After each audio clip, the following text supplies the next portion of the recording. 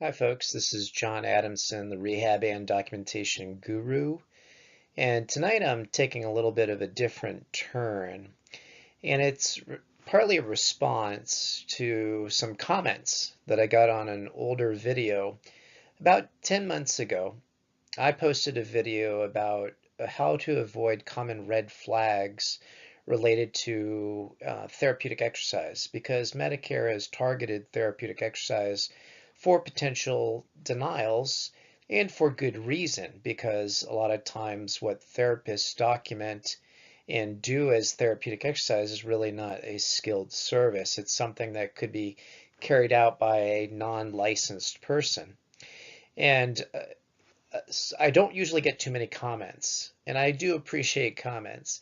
And for some reason, an individual, MTC 1020, don't know this person, commented on this older video just now, just within the last week.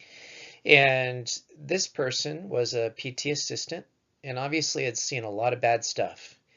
What if you just read the comments from this person, and I would encourage you to check them out, you see practices that clearly fall under what we would call fraud and abuse by providers giving more therapy than they should. And so I wanted to, apparently, I'm not sure if MTC 1020 had seen other videos by me, but I wanted to make something clear. And in case you haven't figured it out already, I'm a highly ethical person when it comes to healthcare delivery. The reason I tell people to get paid for what they do and also to document certain ways is because I believe for the most part, most therapists are trying to do right by their patient and they're trying to explain on paper the skills they're doing. A lot of therapists, I've seen some really good therapists that do good things with their patients but don't know how to put it on paper. And so that I'm trying to teach you how to be able to put that on paper so that you can better explain why you should get paid for that stuff. Why is it skilled? And so with that in mind, what I'd like to do today is partly answer MTC 1020, but also talk a little bit about the ethics of healthcare delivery. So we're going to talk about delivering too much or too little therapy a little bit. And I'm going to borrow from the APTA's Code of Ethics. Now, OTs and speech therapists, if you happen to be watching this, do not just poo-poo the video because I mentioned the APTA, because I have read your Code of Ethics for the AOTA and ASHA, and they are virtually the same. Wording's a little bit different, sections are a little bit different. Some elaborate more on certain sections than others, but the wording you're going to see on the next slide is consistent with the ethics standards that the AOTA and ASHA have also addressed. So this is a common theme amongst all healthcare delivery practitioners. So let's look at those real quick and let's talk for just a moment about this particular subject. Now, there are different sections in the APTA's Code of Ethics, and there's actually 8 sections with subsections associated with them.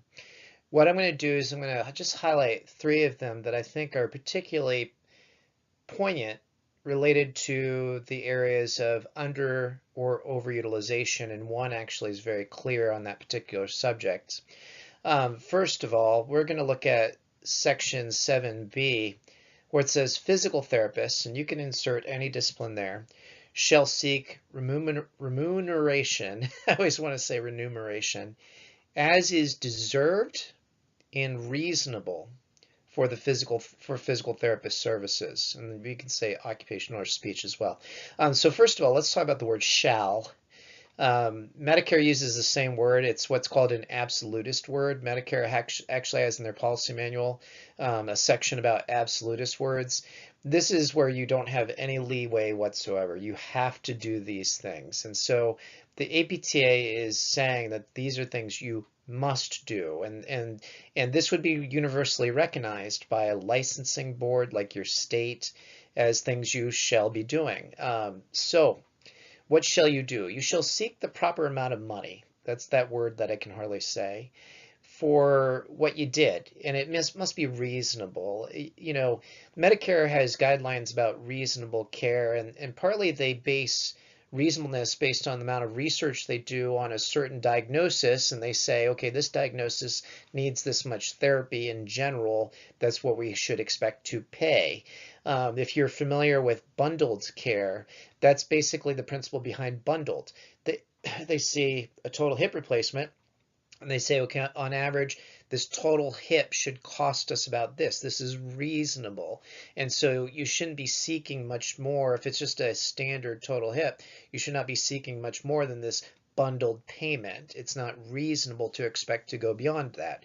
As physical, occupational, and speech therapists, we should be seeking to do what is reasonable for the particular patient and what they really need, and not be pushed to deliver more care, to make more money, just for our organization, when we know it's not reasonable to be charging that much. 7E says physical therapists, and again you can put OT or speech there, shall be aware of charges, so how much your services cost, and shall ensure that documentation and coding for physical therapy services accurately reflect the nature and extent of the services provided. So everything you do in your documentation should be an accurate reflection of what's going on with the patient. You're not making things up. I've mentioned that in many of my videos. When I talk about measuring a lot of things, I'm talking about legitimate things. So make sure that your documentation truly matches up with the clinical presentation of the patient. Because if it doesn't, then you are either probably overutilizing therapy services, or you could be underutilizing because Humana, let's say, or Aetna is going to say, based on what you've put in your documentation, we're only paying for this many visits. And it could be that you didn't document properly to give the patient what they truly needed, which might be more than the third-party payer is willing to pay. So in both instances, over and underutilization, proper documentation helps you avoid that. And then lastly, 8C says this: physical therapists, occupational therapists, speech therapists shall be responsible stewards, caretakers of healthcare resources, and shall, there's that word again, I should have highlighted that again, avoid overutilization or underutilization of physical therapy services. Right now, we're living in a time where there's been obvious overutilization. That's why we're in the mess we're in. That's why we've got new payment models that have had to be rolled out, because Medicare recognizes that fraud and abuse is going on and that there's been too much payment. In fact, it's been estimated, this is not just therapy, but it's all healthcare providers across the board. There's an estimated $750 billion, last time I looked at the numbers, of overutilized services. That's a lot of money. Think about how much our country is in debt right now. It's about $21 trillion in debt. We as the healthcare industry, whether personally or indirectly, have been involved in overutilization of services. And so it's our responsibility, as far as we can control as individual therapists, to make sure we're good stewards. We want healthcare to remain a benefit for all Americans ad infinitum. So for future generations of therapists that are seeking to help their patients, for future patients, and let's face it, we're going to be eventually patients, we want that healthcare to be able to remain. And the only way we're going to do that is if we're good stewards and we are not overutilizing. Now, what's going to happen in October is that there will be pressure, and I had a little bit of a conversation with a therapist about this, to underutilize. And I recognize there's going to be some organizations that will not be a pressure. However, Medicare has stated they will be expecting that if we're saying we need this much therapy now under PPS, for example, come October when we get payment systems like PDPM, they're going to expect those services to remain at the same levels. And so if you're saying you need that much therapy now, you're going to need that much in the fall, October, when the rules change. Obviously, that's not going to happen.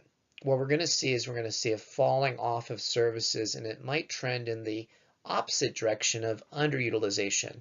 What the APTA, AOTA, and ASHA recognize is that we as therapists have responsibility to not overutilize, but also not underutilize, to give our patients exactly what they need and be reasonable about it.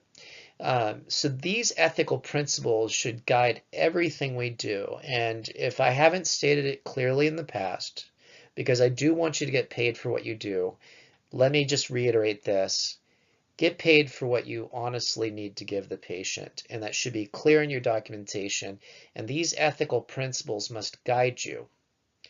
Now, what do you do in the case where your employer is pressuring you to give you more than what you should be giving the patient? Well, I have an older video about that. I'd ask you to check that out, about being pressured to give more therapy than is justified. But let me tell you some legal ways you can also help curtail this.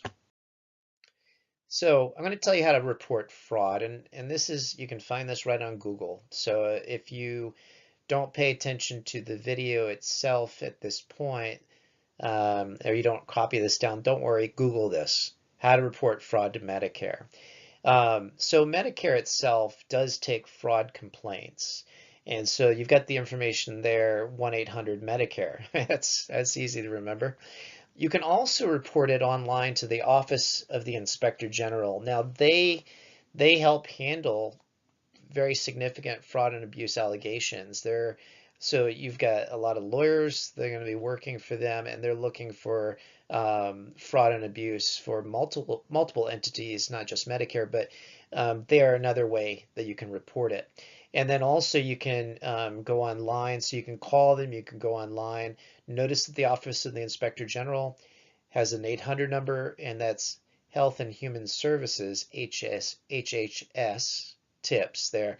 So all of this is related to one another, and this is all confidential. And so if you work for an employer that you suspect is having problems with defrauding Medicare,